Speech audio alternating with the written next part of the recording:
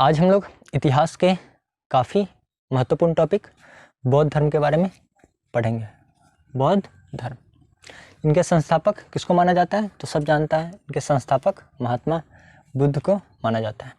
अब हम सबसे पहले आज की क्लास में महात्मा बुद्ध के बारे में समझते हैं और थोड़ा बहुत बौद्ध धर्म का बेसिक समझते हैं, फिर इसका जो एडवांस लेवल होगा उसको कल देखेंगे। गौतम बुद्ध, जिसे एशिया का ज्योतिपुंज भी कहा जाता है, पहले ही बता दिए, काफ़ी इंपॉर्टेंट है। तो यहाँ से डायरेक्ट क्वेश्चन आता है कि एशिया का ज्योतिपुंज किसे कहा जाता है? तो ये गौतम बुद्ध को एशिया का ज्योतिपुंज कहा जाता है। अब देखिए, गौतम बुद्ध का जन्म कहीं कहीं अधिकतर किताबों में 563 ईसा पूर्व माना जाता है, लेकिन कहीं कहीं 566 बीसी भी देखने को मिलता है। जैसे कि आप पुराना एनसीईआरटी पढ़िएगा तो वहाँ पे 566 बीसी देखने को मिलेगा, लेकिन सामान्यतः 563 बीसी माना जाता है। जन्म स्थान की बात करें तो कपिलवस्तु के लुम्बिनी नामक जगह में इनका जन्म हुआ था, जो कहाँ है? नेपाल में है। तो गौतम बुद्ध का जन्म लुम्बिनी में हुआ था, और लुम्बिनी कहाँ है? कपिलवस्तु में है, और कपिलवस्तु कहाँ है? तो ये नेपाल में है। इनके बचपन का नाम सिद्धार्थ है। महात्मा बुद्ध का बचपन का नाम सिद्धार्थ, और इनके पिता का नाम शुद्धोदन है और माता का नाम महामाया। इनके पिता शाक्य कुल से थे, शाक्य कुल से संबंधित। शाक्य कुल ये कहाँ है? ये कपिलवस्तु में। कपिलवस्तु में ही एक शाक्य कुल था, और वहीं शाक्य कुल से ही संबंध था इनके पिता का। इसीलिए गौतम बुद्ध को शाक्य मुनि भी कहा जाता है। शाक्य मुनि, तो शाक्य मुनि कौन है? तो शाक्य मुनि गौतम बुद्ध ही है। क्यों है? क्योंकि इनके पिता का संबंध शाक्य कुल से था। और अक्सर एग्जाम में पूछा जाता है कि गौतम बुद्ध का संबंध किस वंश से था? तो शाक्य कुल या शाक वंश से था। और इनके माता का संबंध कौलीय वंश से था। अब इनके मौसी के बारे में समझते हैं, जो काफ़ी इंपॉर्टेंट है। प्रजापति गौतमी इनके मौसी का नाम है।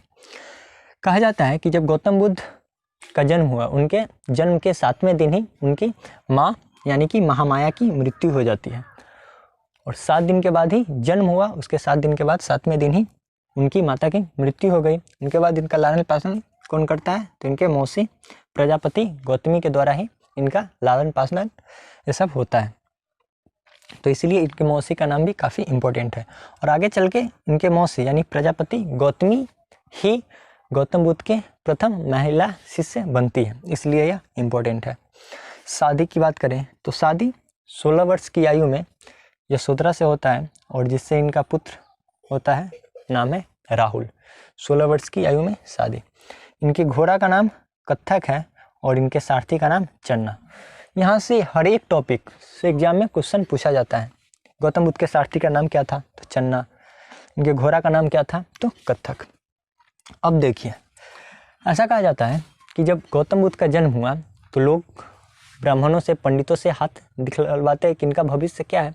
तो गौतम बुद्ध के पिता भी गौतम बुद्ध का हाथ दिखलवाए ये कालदेव से। कालदेव एक ब्राह्मण थे या जो भविष्यवाणी करते थे, तो कालदेव से गौतम बुद्ध का हाथ दिखाया गया। तो कालदेव ने कहा कि गौतम बुद्ध बड़ा होकर या तो ये बहुत बड़ा सन्यासी बनेगा, या तो बहुत बड़ा राजा बनेगा। 2 ही चीज़ बताए, या तो ये बहुत बड़ा सन्यासी बनेगा या बहुत बड़े राजा बनेगा। तो इनके पिता सोचे, ये अगर राजा बने तो बहुत बढ़िया, लेकिन अगर सन्यासी बने तो बहुत बड़ा प्रॉब्लम हो सकता है, क्योंकि सन्यासी बनेगा, घर छोड़ देगा और सारा कुछ खत्म। तो इसलिए गौतम बुद्ध को जितने बच्चा से लेकर लगभग जब तक ये गृह त्याग नहीं करते हैं, यानी कि 29 वर्ष की आयु तक, इनको हर सुख सुविधा घर में ही दिया जाता है। इनको बाहर से, गौतम बुद्ध को बाहर नहीं जाने दिया जाता था, बाहर से इनको कोई मतलब नहीं है। सारे सुख सुविधा सब कुछ घर में ही उपलब्ध करवाया जाता था। इनको जो चाहिए सब कुछ घर में ही मिलता था, बाहर की दुनिया से इनको कोई मतलब नहीं था। लेकिन एक दिन अचानक गौतम बुद्ध को मन किया थोड़ा अपने साम्राज्य को जाकर घूमे, अपने साम्राज्य में घूमे, साम्राज्य को जाकर देखे कि मेरा साम्राज्य कहाँ तक है, कहाँ तक फैला है, क्योंकि ये कभी अपने महल से तो बाहर गया नहीं थे। तो इनका मन हुआ कि क्यों ना एक दिन हम बाहर निकले और अपने पूरे साम्राज्य को देखें। तो अपने पिता से आज्ञा लिए कि हम अपने साम्राज्य को देखना चाहते हैं। तो इनके पिता भी कहा, जाइए, जाओ और पूरे साम्राज्य को घूमो। तो ये जब घूमने जाते हैं, अपने साम्राज्य को देखने जाते हैं, तो ये यहाँ पे 4 चीज़ देखते हैं। क्या क्या चीज़ देखते हैं तो देखिए, सबसे पहले एक वृद्ध व्यक्ति को देखते हैं अपने घोड़े चन्ना और घोड़े कथक और सारथी चन्ना के साथ घूमने जाते हैं बाहर। तो सबसे पहले एक वृद्ध व्यक्ति को देखते हैं। फिर आगे बढ़ते हैं तो एक बीमार व्यक्ति को देखते हैं। फिर थोड़ा आगे बढ़ते हैं तो वह एक मृत व्यक्ति को देखते हैं। और फिर थोड़ा आगे बढ़ते हैं तो एक साधु को देखते हैं। तो इन्होंने पूछा, गौतम बुद्ध ने सारथी चन्ना से पूछते हैं कि यह वृद्ध व्यक्ति कौन है। तो इन्होंने बताया कि सभी आदमी को एक दिन वृद्ध होना है और उसके बाद जब वृद्ध होगा तो बीमार पड़ेगा और बीमार होगा तो यहाँ पे मृत्यु होगा। तो इन्होंने देखा कि सभी को एक न एक दिन वृद्ध होना है। अधिकतर व्यक्ति बीमार थे और वृद्ध होंगे तो बीमार भी होंगे, और जब बीमार होगा या जब वृद्ध होगा, वृद्ध के बाद उसको मरना भी है, तो सभी को एक दिन मरना भी है। और लास्ट में एक साधु, जो काफ़ी इम्पोर्टेंट, एक साधु को देखें। तो फिर गौतम बुद्ध का प्रश्न था कि ये आखिर साधु कौन है और ये इतना खुश क्यों है। तो इनके सारथी जो चन्ना है, ये बताया कि इनको हम साधु बोलते हैं। ये साधु हैं जिन्होंने अपने घर को त्याग दिया है। इनको घर से या इसको अपने बाल बच्चे, पति पत्नी, माता पिता से कोई मतलब नहीं है। अपने ये गृहस्थ जीवन को त्याग चुका है और ये अपने मग्न में घूम रहे हैं। इनको किसी चीज़ से कोई मतलब नहीं है। तो ये लास्ट में एक साधु को देखा और उसके बाद इनका पूरा दिमाग ही सारा कुछ चेंज हो गया। उसके बाद घर आए, सब कुछ ठीक था और अचानक अपने आधी रात को घोड़ा कथक और सारथी चन्ना के साथ चुपके से घर से निकल गए। और यही घटना बौद्ध धर्म में क्या कहलाया, महाभिनिष्क्रमण, जो कई बार एग्जाम में पूछा जा चुका है कि बौद्ध धर्म में महाभिनिष्क्रमण क्या है। तो बौद्ध धर्म में महाभिनिष्क्रमण गौतम बुद्ध की या महात्मा बुद्ध की गृह त्याग है। जब वो घर से निकलते हैं तो यही घटना क्या कहलाता है, महाभिनिष्क्रमण। घर से क्यों निकला, तो एक बीमार व्यक्ति को देखकर, एक वृद्ध व्यक्ति को देखकर, एक मृत व्यक्ति को देखकर और एक साधु को देखकर। कितने वर्ष की आयु में, तो 29 वर्ष की आयु में गृह त्याग किए। गृह त्याग कर सबसे पहले अनोमा नदी पर पहुँचे और वहाँ पे जाकर अनोमा नदी पे पहुँचकर अपने सर मुड़वाए और फिर जो भी गिरुआ वस्त्र होता है, गिरुआ वस्त्र धारण करके और भिक्षु का रूप धारण करके वहाँ से कथक घोड़ा और चन्ना सारथी दोनों को वापस भेज दिए और ये यहाँ से आगे की ओर निकल गए। तो ये गृह त्याग कर चुके हैं, अब आगे की ओर निकले। सबसे पहले इन्होंने आगे पहुँचे और वहाँ पे एक सांख्य गुरु थे, अलार कलाम। वहाँ से इन्होंने उनसे अलार कलाम से इन्होंने कुछ शिक्षा लिए। तो एग्ज़ाम में पूछा जाता है कि महात्मा बुद्ध के सबसे पहले गुरु का क्या नाम है। तो सबसे पहले गुरु इनका अलार कलाम थे, जो सांख्य दर्शन के गुरु थे। तो सबसे पहले उन्हीं से मुलाकात हुई, उनसे कुछ शिक्षा लिए, लेकिन उनकी शिक्षा से यह संतुष्ट नहीं हो पाए और फिर आगे की ओर निकले। फिर आगे निकल कर गया में पहुँचे और गया में इन्होंने 5 ब्राह्मणों के साथ तपस्या शुरू की है। तो 5 ब्राह्मणों के साथ कहाँ पे तपस्या शुरू करते हैं, तो गया में। कुछ दिनों तक, लगभग 1 साल तक इन्होंने 5 ब्राह्मणों के साथ तपस्या की है। और 1 साल के बाद जो 5 ब्राह्मण थे उन्होंने इनका साथ छोड़ दिया। उन्होंने कहा कि आप तुम ही यहाँ पे तपस्या करो, यहाँ से तपस्या करने से कुछ होने वाला नहीं है, हम यहाँ से आगे निकलते हैं। तो यह यहाँ से आगे निकल गए और लगभग 29 में घर तक किए और 6 साल तपस्या करने के बाद जब ये 35 वर्ष की आयु, जब 35 वर्ष के हुए, यानी ये 29 वर्ष में गृह त्याग किया। 6 साल के कठिन तपस्या के बाद 35 वर्ष की आयु में इनको गया में ही यहीं पे बैठे बैठे इनको निरंजना नदी के तट पे पीपल के वृक्ष के नीचे ज्ञान की प्राप्ति हुई। तो पूछा जाता है कि ज्ञान की प्राप्ति कितने वर्ष की आयु में, तो 35 वर्ष की आयु में। किस नदी पे, तो निरंजना नदी पे। किस वृक्ष के नीचे, तो पीपल के वृक्ष के नीचे इनको ज्ञान की प्राप्ति हुई। किस दिन, तो ये वैशाख पूर्णिमा के दिन। देखिए इनके जीवन में वैशाख पूर्णिमा का योगदान बहुत बड़ा रहा है। महात्मा बुद्ध का जन्म भी वैशाख पूर्णिमा के दिन। ये जन्म जो ये 563 ईस्वी यहाँ पे जन्म हुआ तो उस दिन भी वैशाख पूर्णिमा ही था। शिक्षा की प्राप्ति भी, ज्ञान की प्राप्ति भी वैशाख पूर्णिमा के ही दिन, और जब मृत्यु होता है तो मृत्यु भी वैशाख पूर्णिमा के ही दिन। जन्म भी वैशाख पूर्णिमा, मृत्यु भी वैशाख पूर्णिमा और ज्ञान की प्राप्ति भी वैशाख पूर्णिमा। और जो इनको ज्ञान की प्राप्ति हुई, और ज्ञान की प्राप्ति की घटना क्या कहलाता है, तो निर्वाण। तो ये भी एग्जाम में कई बार पूछा जा चुका है। गृह त्याग की घटना महाभिनिष्क्रमण, ज्ञान की प्राप्ति की घटना निर्वाण। और जब ज्ञान की प्राप्ति हो गई तभी से ये सिद्धार्थ, अब तक तो ये सिद्धार्थी थे, 35 वर्ष की आयु तक सिद्धार्थी थे, और जब ज्ञान की प्राप्ति हुई उसके बाद ये बुद्ध कहलाए, और या तथागत भी इन्हीं का नाम है। तो ये बुद्ध का नाम, यानी महात्मा बुद्ध का नाम बुद्ध कब पड़ा, तो ये 35 वर्ष की आयु में इनका नाम बुद्ध पड़ा। 35 वर्ष से पहले इनका नाम सिद्धार्थ था। तो बुद्ध का नाम बुद्ध कब पड़ा, तो ये 35 वर्ष की आयु में। अब देखिए, इनको ज्ञान की प्राप्ति हो चुकी है। अब ज्ञान की प्राप्ति होगा तो लोगों को ज्ञान बांटेंगे, क्योंकि यही उद्देश्य था इनका, खुद भी ज्ञान की प्राप्ति करें और लोगों को भी ज्ञान बांटें। अब देखिए, इन्होंने सबसे पहले सारनाथ गए, ऋषिपत्तनम, और वहीं पे एक वन है मृगदा वन, वहीं पे 5 ब्राह्मणों को उपदेश दिए। ये 5 ब्राह्मण कौन थे, तो यही 5 ब्राह्मण थे। इनके साथ पहले 1 साल तपस्या कर चुके थे, और वो 5 ब्राह्मण वहाँ से छोड़कर उनको निकल गया था, और उन्हीं 5 ब्राह्मणों को ये सबसे पहले शिक्षा दिए। और यह घटना क्या कहलाया, तो ये घटना धर्मचक्र परावर्तन कहलाया। तो धर्मचक्र परावर्तन, अभी तक 3 घटना पर है, महाभिनिष्क्रमण, गृह त्याग, निर्वाण, ज्ञान की प्राप्ति, और धर्मचक्र परावर्तन।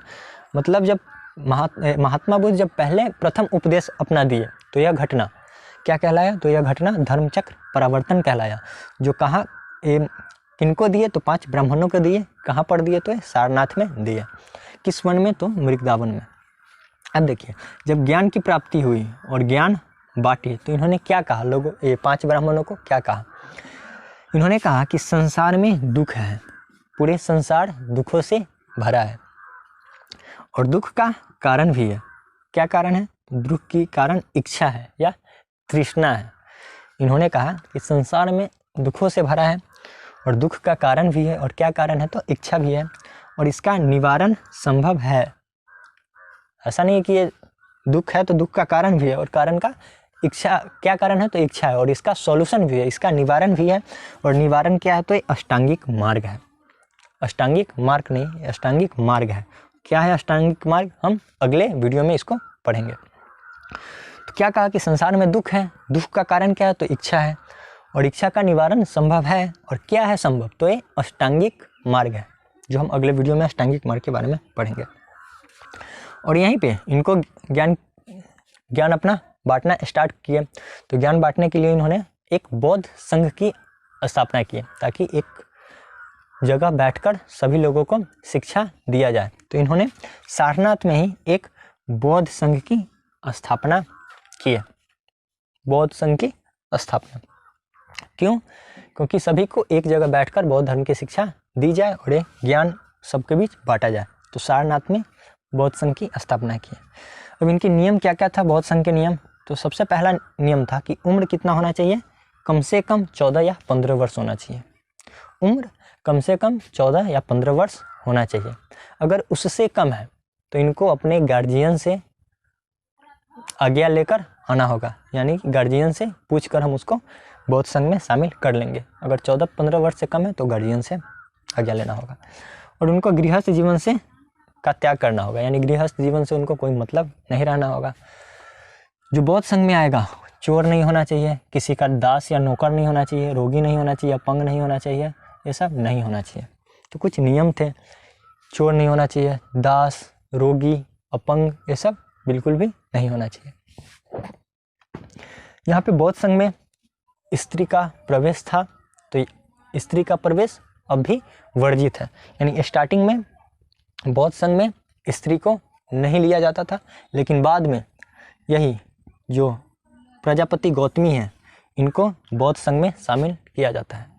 और ये बौद्ध, इनका कहना था कि स्त्री बौद्ध संघ में, महात्मा बुद्ध चाहते थे कि स्त्री बौद्ध संघ में शामिल ना हो, लेकिन इनके प्रजापति गौतमी के बहुत जिद के कारण इन्होंने शामिल तो किया। और महात्मा बुद्ध जानते थे कि अगर स्त्री को शामिल किया जाए तो बौद्ध संघ जो संघ है ये ज़्यादा दिनों तक टिक नहीं पाएगा और यही बौद्ध धर्म का लास्ट में विनाश का कारण भी बनता है। तो हम इसको आगे बढ़िया से डिस्कस करेंगे। तो शुरुआत में बौद्ध संघ में स्त्रियों का प्रवेश वर्जित है, लेकिन बाद में सबसे पहले प्रजापति गौतमी को ही इसमें शामिल किया जाता है, जो काफ़ी खतरनाक सिद्ध होता है। अब देखिए, जब बौद्ध संघ में अगर कोई प्रवेश कर रहा है तो उस टाइम को हम उपसंपदा कहते हैं या महा उपसंपदा या उपसंपदा कहते हैं। अगर कोई व्यक्ति बौद्ध संघ में प्रवेश कर रहा है तो उस टाइम हम क्या कहेंगे, उसको उपसंपदा उस टाइम को कहते थे। फिर प्रवेश के बाद जब प्रवेश कर लिए उसको हम कहेंगे श्रामरेन। जब प्रवेश कर लिए तो क्या हो गया, श्रामरेन हो गया। और जब 5 वर्ष हो गया और 5 वर्ष बौद्ध संघ में 5 वर्ष रह लिए, उसके बाद वो क्या बन गया, बौद्ध भिक्षु।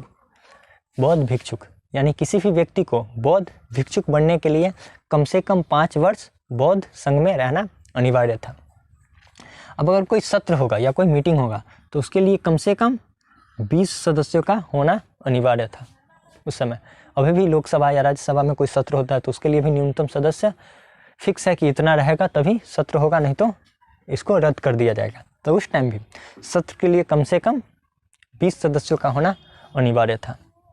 अब देखिए, इन्होंने सर्वाधिक उपदेश, जो गौतम बुद्ध थे या महात्मा बुद्ध, उन्होंने सर्वाधिक उपदेश ये कहाँ दिए, तो ये श्रावस्ती में दिए, या कौशल की राजधानी है श्रावस्ती था।